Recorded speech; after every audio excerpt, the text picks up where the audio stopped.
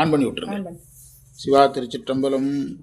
தென்னாருடைய சிவனே போற்றி, எந்நாட்டவருக்கு இறைவா போற்றி, திருக்கையிலாய பரம்பரை போற்றி, சம்பந்த சரணாலயடிகள் திருவடிகள் போற்றி, அகச்சந்தானம் புறச்சந்தானம் உய்யவந்த சந்தானம் திருக்கையிலாய பரம்பரை போற்றி, பணி செய்ய உடல்நலம் மனவடம் ஞானத்தெளிவை குருவினிடத்திலும் திருவினிடத்திலும் விண்ணப்பித்து வகுப்பை தொடங்கலாம். திருஞான சம்பந்தர் அருளிய தேவாரம் திருமுறை 1ஆம் திருமுறை, பதிகை எண் 43, தலம் திருக்கற்குடி, மந்திர எண் எத்தனை? 4வது மந்திரம். சரிதானே? 4வது மந்திரம் தானா? எழுதுங்க. தேவர்கள்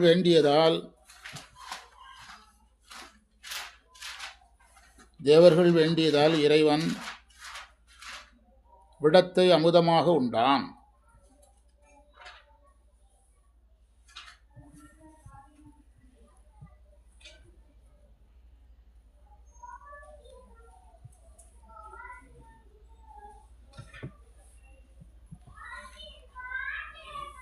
அதனால் நீலகண்டனாக இருக்கிறான்.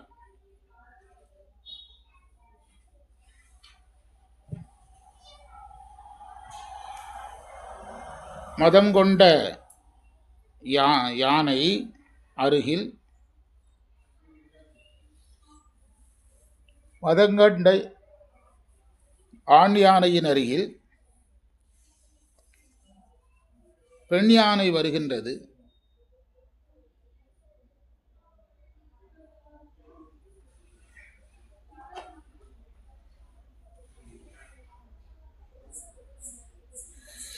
அந்த பெண் யானையினுடைய வாயில்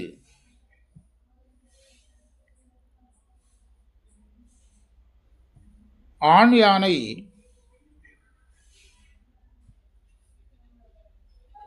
மூங்கில் முளைகளை உணவாக கொடுக்கிறது, ஊட்டுகிறது.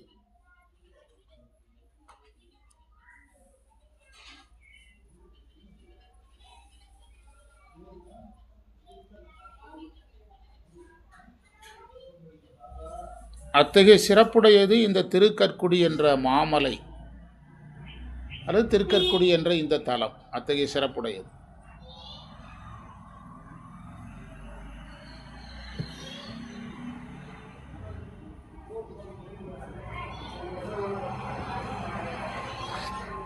அந்த மந்திரத்தில் இரும் களம் ஆறன்னு ஒரு வார்த்தை இருக்குது. அதற்கு பெரிய கண்டம் நிறையன்னு அர்த்தம். பெரிய கண்டம் நிறைய. உண்ணியன்னு ஒரு வார்த்தை இருக்கும், அதுக்கு உண்டன்னு அர்த்தம்.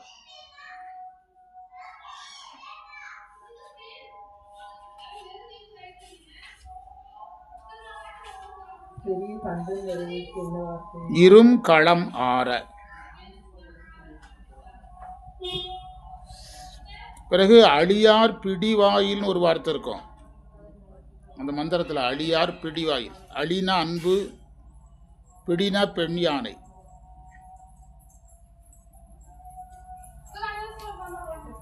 வெதிர் என்ற சொல்லுக்கு மூங்கில்னு அர்த்தம்.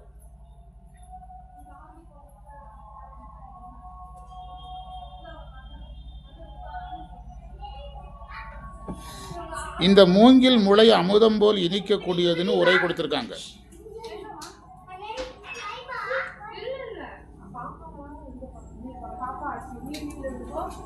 இப்போ மந்திரத்தை பாருங்க. இப்போ எத்தனாவது மந்திரம்? ஒருங்கொழி நீ இறைவாவின் 4வது மந்திரம் தானே?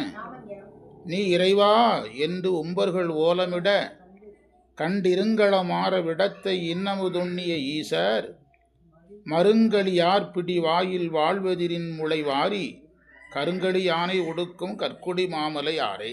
பொருள் பார்க்கலாம். மதங்கொண்ட யானை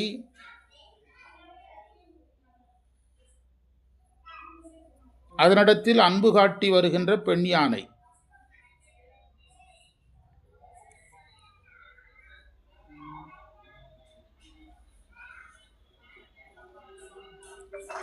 தேவர்களுக்கு இறைவன் அமுதத்தை கொடுத்தார்.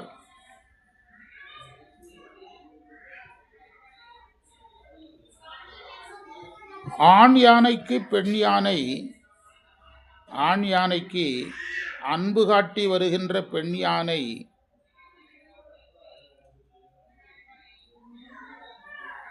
இனிமை உடைய மூங்கில் முளையை கொடுக்கிறது. இப்போ தென்னைமர குருத்தெல்லாம் சாப்பிட்டாங்கன்னா இனிக்குது இல்லை, அது மாதிரி அது இனிக்கும். இந்த பனங்கிழக்குள்ள ஒரு இது இருக்குல்ல, குச்சி மாதிரி, நுனியை சாப்பிட்டீங்கன்னா இனிக்கும். அது மாதிரி மூங்கில் குருத்து இனிக்கும், அதை கொடுக்கிறது. இங்கு சொல்லப்பட்ட இயற்கை வளங்கள் 4வது மந்திரத்தில் இயற்கை வளம் பார்க்கிறோம். அவற்றை இயற்கை வளங்களாகவே பெரும்பாலோர் பார்க்குறாங்க. தண்டபாணி தேசிகர் தேவார உரையில் இயற்கை வளத்தில் இறைவளம் காண வேணும்னு ஒரு குறிப்பு கொடுத்துருக்கிறார்.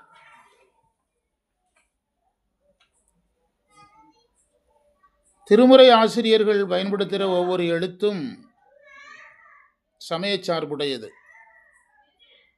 காரணமின்றி அவங்க ஒரு எழுத்தை கூட பயன்படுத்த மாட்டாங்க.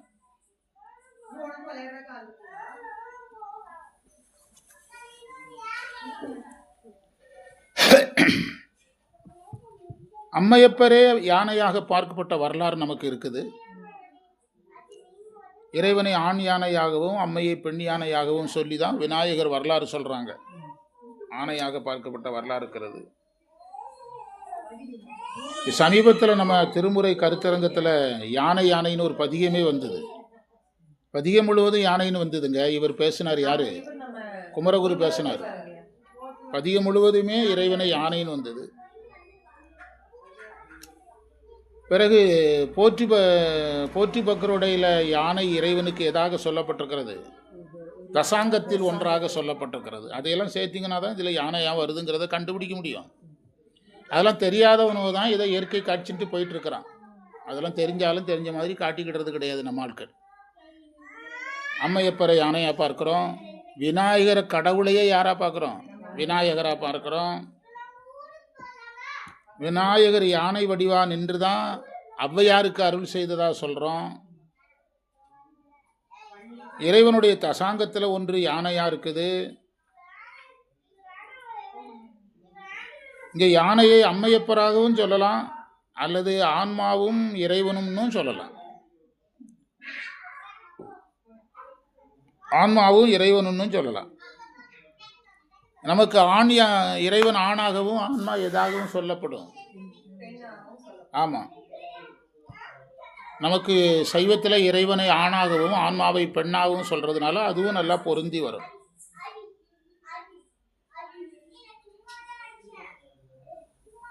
அடுத்தது தேவர்கள் காக்க வேண்டியது போது இறைவன் விடமுண்ட வரலாறு.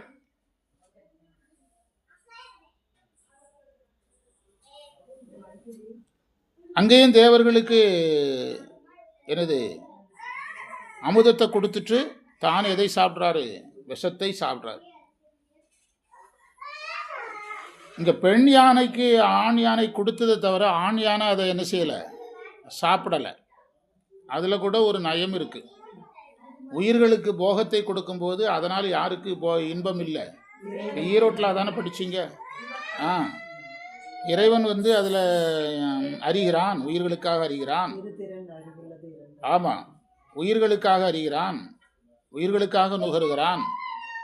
இறைவனுக்கு அதனால் எதுவுமே இல்லை.